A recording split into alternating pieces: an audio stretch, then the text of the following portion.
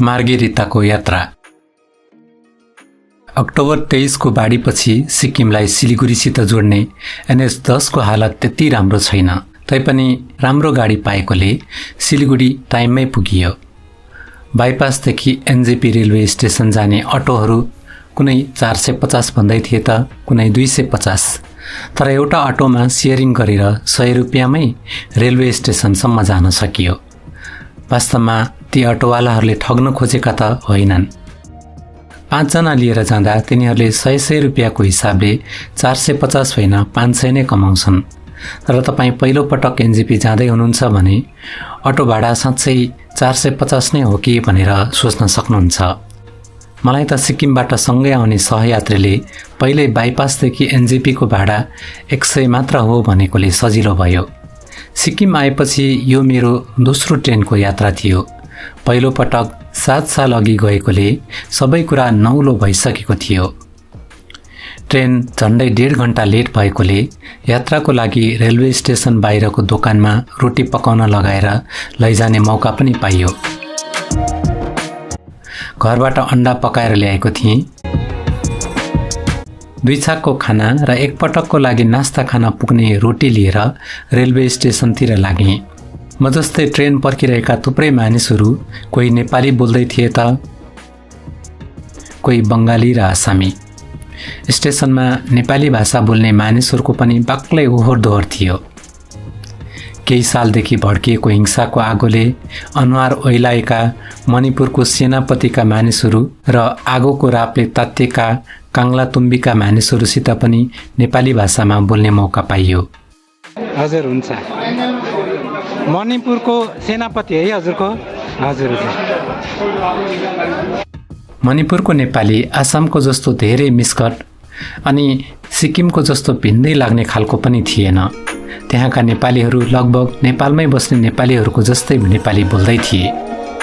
तिनीहरू नागाल्यान्डको दिमापुरसम्म ट्रेनमा र त्यसपछि मणिपुरसम्म जाने बसमा यात्रा गर्छन्। आसाम जाने थुप्रै ट्रेन दिमापुर भएर जान्छ। रेलवे स्टेसनमा विभिन्न भाषामा अहिले फलानु ट्रेन स्टेसनको प्लेटफर्म नम्बर फलानुमा आइपुगेको छ भनेर एनाउन्स गरेको सबैले कान थापेर सुन्दै थिए अनि आफ्नो स्मार्टफोनको रेलवे एपमा हेर्दै थिए। त्यतिकैमा नेपाली भाषामा पनि एनाउन्समेन्ट भयो।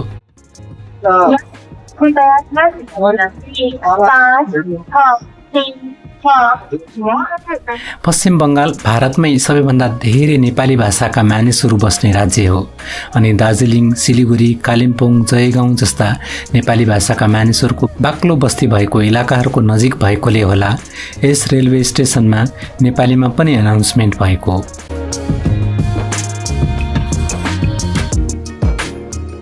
सत्र घण्टाको यात्राको लागि बीचबीचमा थुप्रै क्रसिङमा ट्रेन निकै बेर रोकिए पनि अवध असम एक्सप्रेसले 1 घण्टा 20 मिनट मात्र ओभरटाइम लियो। तिनसुकिया रेलवे स्टेसन बाहिर अटोवालाहरू रेलबाट निस्केका भिडका भिड मानिसहरू बोलाउन व्यस्त थिए।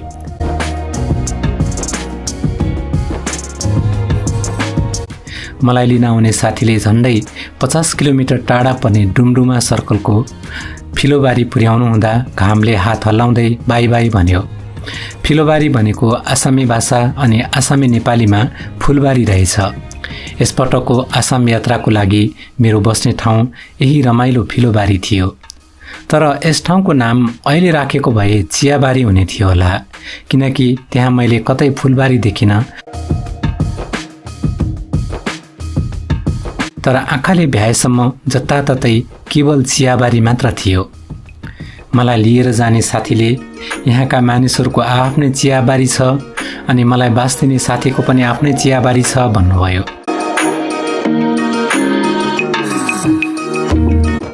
तर मैले ती साथी र यहाँ बस्ने मानिसहरूले आफूले कुन चियाबारीमा काम गर्ने भनेर एरिया छुट्याएर दिएको होला अनि उनीहरू ज्यालामा चियापत्ती टेप्ने मानिसहरू होलान् भनी सोचेको थिएँ।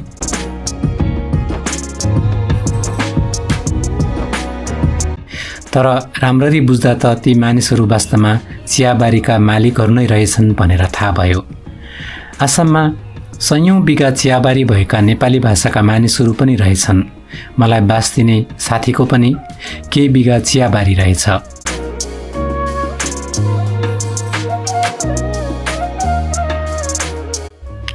भोलिपल्ट हामी ढोला सदिया पुल पार गरेर आसामको सदिया हुँदै अरुणाचलको रोइङ गयौँ।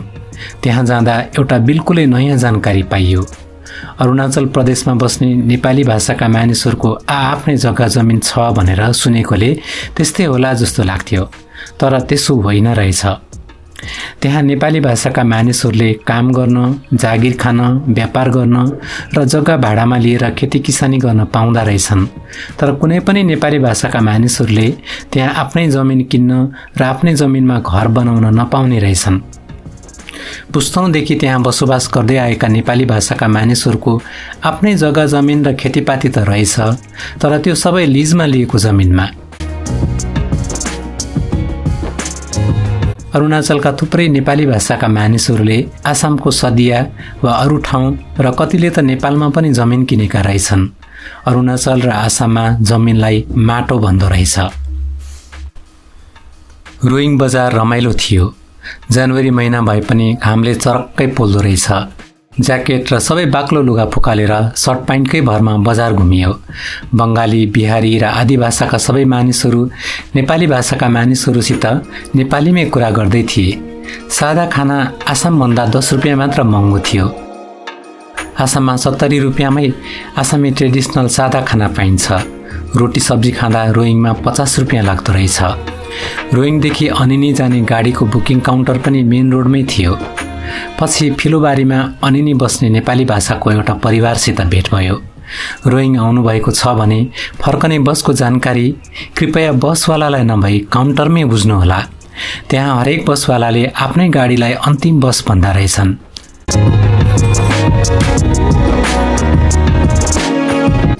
जनवरी 23 बिहिबार हामी तिनसुकिया बसेर 24 तारिक बिहानै मार्गेरिता जान जयरामपुरको बसमा चढ्यौँ। मार्गेरिता सर्कल आसाममै सबैभन्दा धेरै नेपाली भाषाका मानिसहरू बस्ने इलाका हो।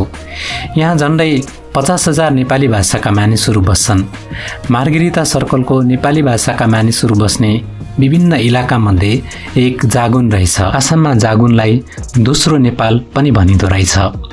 डिगबोई, लेडु हुँदै हाम्रो बस जागुनतिर हानिँदै थियो।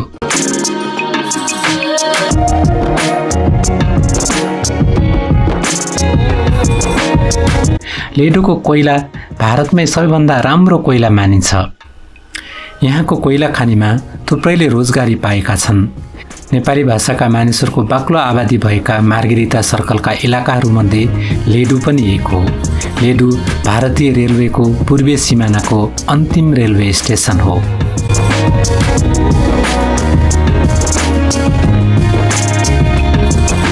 जागुनदेखि जयरामपुर 14 किलोमिटर मात्र टाढा रहेछ भनी थाहा पाउँदा जयरामपुरसम्मै जाउँ जस्तो लागेको थियो। तर मेरो फर्कने ट्रेन अर्को आइतबारको थियो, त्यसैले समय कम भएकोले जागुनमै ओर्ल्यौँ।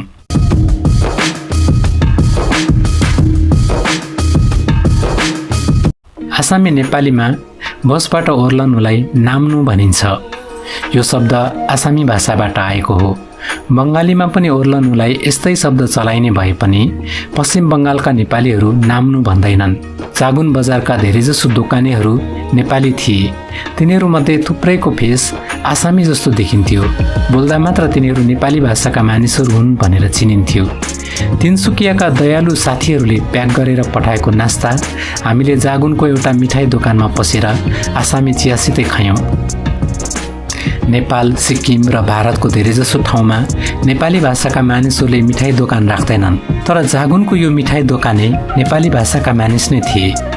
अहम पत्थर भनिने हामी गएको इलाकामा बाटोको दुवैतिर नेपाली भाषाका मानिसहरूको घर थियो।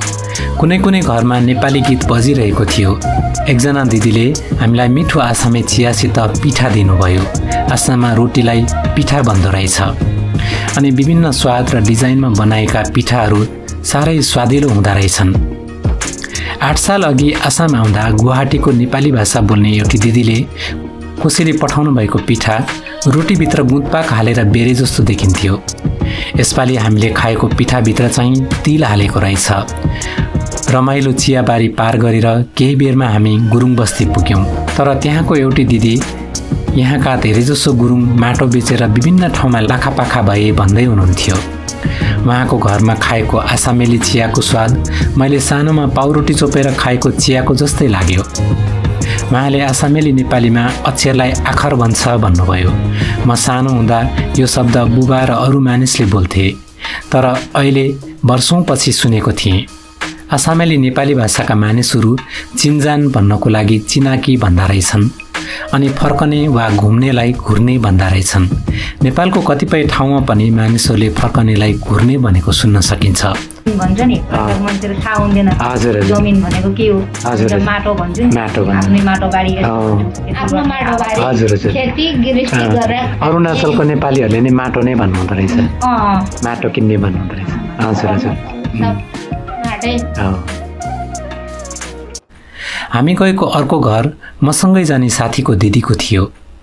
आदिवासी भेनाले नेपाली भाषाकी दिदीसित विवाह गर्नुभएको रहेछ। उहाँहरूको पक्कै घर थियो। भेनाले एक रात नजिकैको डिगबोई रिजर्भ फोरेस्टबाट 25वटा जति जङ्गली हात्ती आएको डरलाग्दो अनुभव बताउनुहुँदा आँगै सिरिङ्ग भयो। कच्ची घर भएको भए हात्तीले भत्काइदिने रहेछ। ग्रुप आएको है। खाली चाहिँ टिङ हुँदाखेरि डराउँछ नि, पत्ता भयो भने त डमडम उडाएर लान्छ। 25वटा हात्ती आएको है। साह्रै डर लाग्यो होला त्यो दिन त। ए फर्कने बेला सकेसम्म लेडुमा बस्ने नेपाली भाषाका मानिसहरूलाई पनि भेट्ने इच्छा भएकोले दिदी बिनाको घरमा खाना पकाउन्जेल पर्खन सकेनौँ। तर जागुन बजार पुगेपछि मेरो साथीलाई भोक सहन निकै साह्रो परेछ। त्यसैले जागुन बजारमा खाना खायौँ। हिजो बेलुकी हामीले खाएको खाना आसामी कल्चरल स्टाइलको थियो। आज चाहिँ नेपाली थाली खाने मौका पाइयो।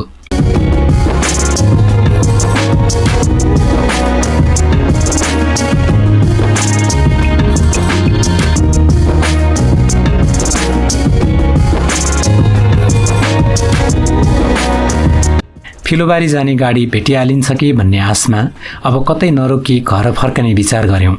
तर बिहानको जस्तो लङ रुटको गाडी नभएकोले यो गाडीले धेरै टाइम लगायो। लङ रुटको गाडीलाई आसामेली नेपालीहरूले सुपर भन्दा रहेछन्। लेडुको कोइला लोड गर्ने ठाउँ बसबाटै देखिन्थ्यो। नजिकै लेडु पहाड देखियो। तराईमा एक्कासी पहाड देखिँदा सबैले आँखा तानी तानी हेर्न थाले। लेडु बजारमा निकै बेर हुइकिएपछि हाम्रो बस लेडुको रेलवे स्टेसन बाहिर रोकियो। भारतीय रेलवेको यो सुदूरपूर्वी स्टेसन छोडेर अब बस डिगबोईतिर लाग्यो। डिगबोई पुग्दा झमक्कै रात परिसकेको थियो। डिगबोई बजारको रातको दृश्य निकै रमाइलो थियो। निकै बेरमा हाम्रो बस माकुम बजार पुग्यो।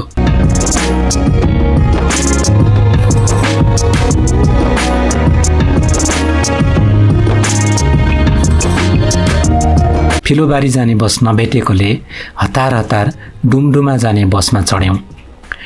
डुमडुमा बजारमा हरियो तरकारी निकै सस्तो रहेछ। चियाबारीमा हाल्ने भिटामिन र कीटनाशक औषधि बेच्ने दोकानमा औषधिका ठुला ठुला बोतलहरू सजाइएको थियो।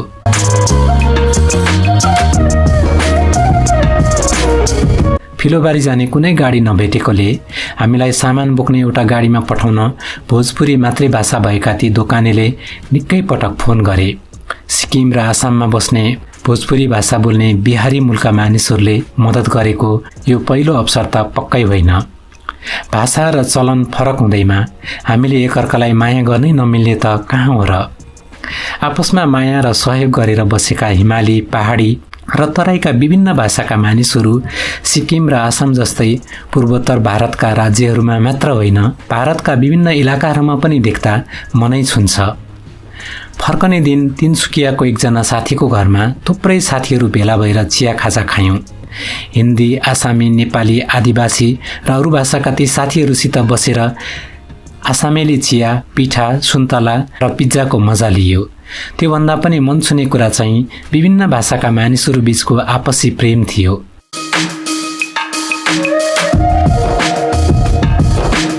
आदिवासी भाषाको एउटी बहिनी बिहे गरेका अरुणाचलको नम्साईका एकजना साथीले बेलुकीको खानाको लागि बोलाउनु हुँदा आसाममा घर भाडा र गाडी भाडा महँगो तर खानेकुरा र सब्जी सस्तो रहेछ भनेर थाहा पाइयो।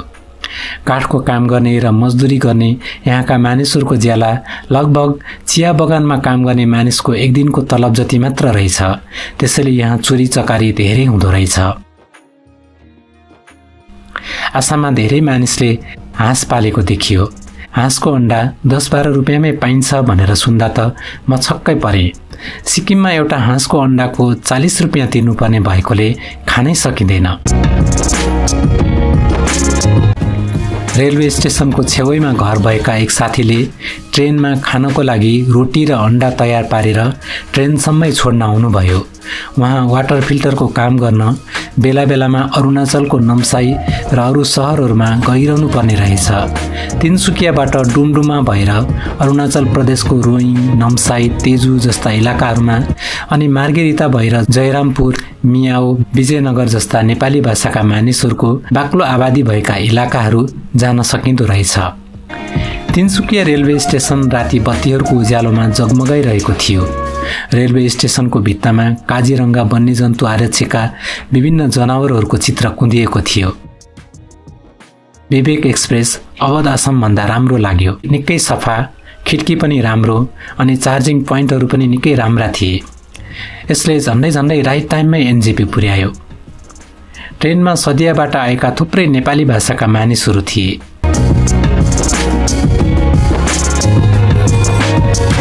शिलापत्थर स्टेसनमा ट्रेन रोकिँदा भक्तपुर घर भएकी आसामबाट बिहे गरेर गएकी एक महिलाको टोली भेटियो।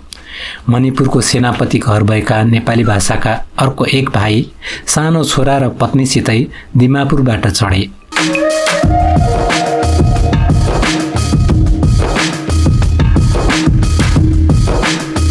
जाने बेलामा ट्रेनमा एउटी हिन्दी वा नेपाली बोल्न नजान्ने बोडो भाषाकी बहिनीसितै आएकी भर्खर 15-16 वर्षकी नागा भाषा बोल्ने बहिनी पनि नागाल्यान्डकै थिइन्। तिनले थुप्रै प्रकारका नागा भाषाका मानिसहरूबारे हिन्दीमा बोलेर जानकारी दिएकी थिइन्। त्यति बेला विभिन्न भाषाका मानिसहरू आपसमा मिलेर यात्रा गर्दा निकै मन छोएको थियो। जोरदलङ है। हजुरकोतिर नेपाली भाषा बोल्नेहरू टन्नै हुनुहुन्छ है? टन्नै छ। हजुर हजुर।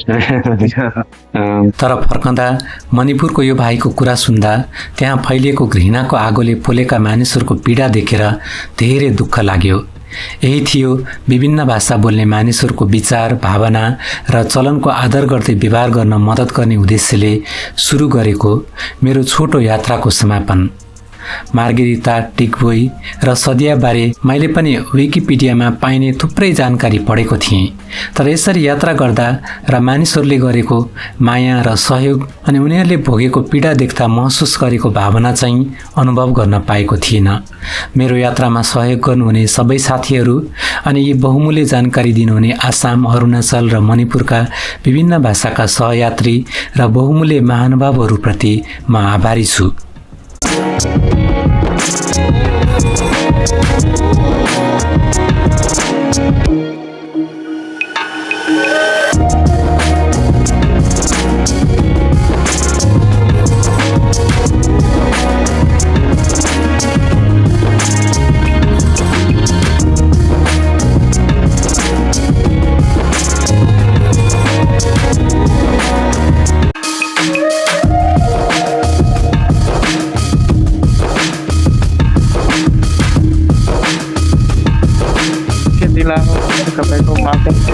लिएर यहाँ जागुनसम्म हजुर हजुर सबै तिनसुकिया जिल्लामै पर्छ। हजुर। नेपाली मान्छेहरू छ धेरै जसो? धेरै जसो छ। जागुनमा अनि माकुम, मार्गेटा, लेखापानी, हजुर, टिफङ, सबैको लेडो, हजुर, पुरै नेपाली मान्छे त्यो एरियामा नेपालीहरू बेसी छ है। हजुर। अहिले हामी चाहिँ जागुन बजारमा छौँ।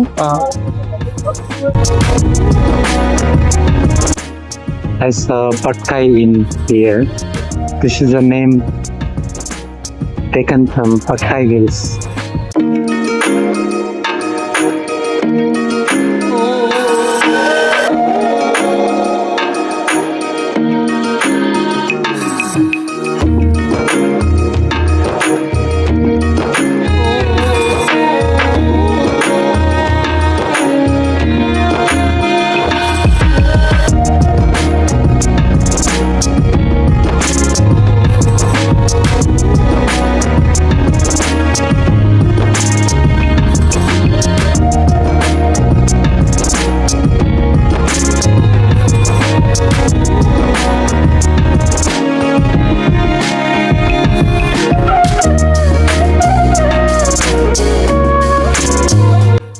देशी पुलीलाई कम्ती दाम दिन्छ। ए कुन चाहिँ पुलीलाई बेसी दिन्छ?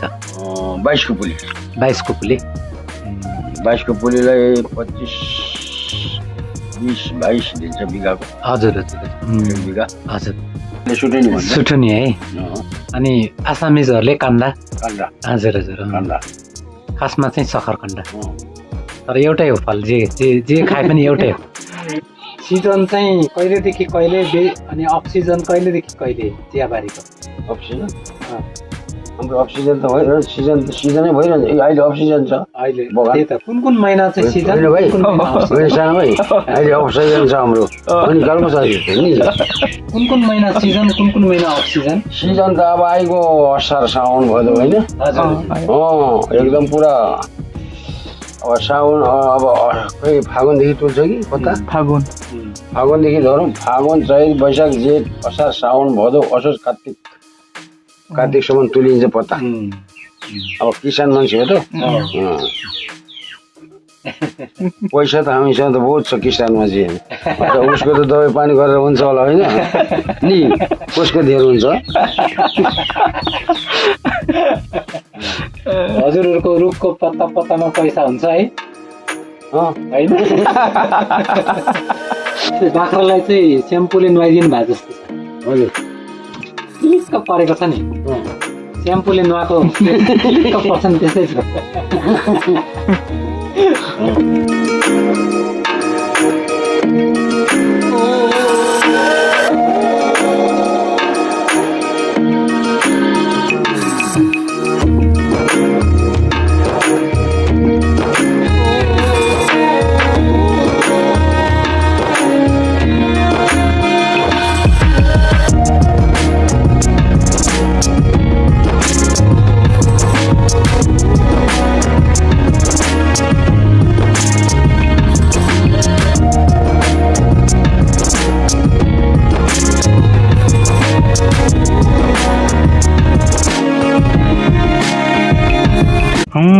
सपनीमा तिमी, विपनीमा तिमी, तिम्रो नाम लेखे यो जुनीभरि।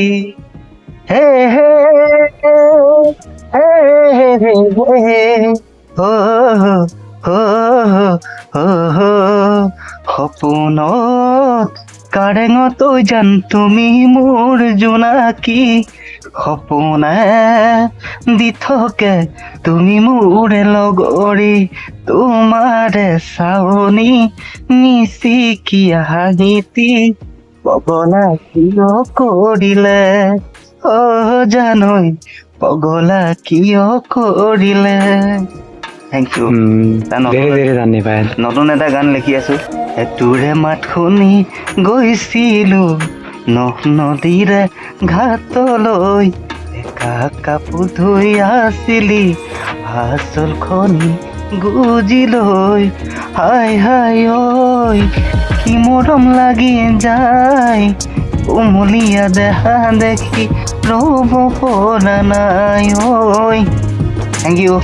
धेरै धन्यवाद, खुसी लाग्यो तपाईँसँग भेटेर। हजुर, तिमीलाई गाई मनपर्छ कि बाख्रा? गाई मनपर्छ हो? किन? बाख्राले पनि दुध दिन्छ नि।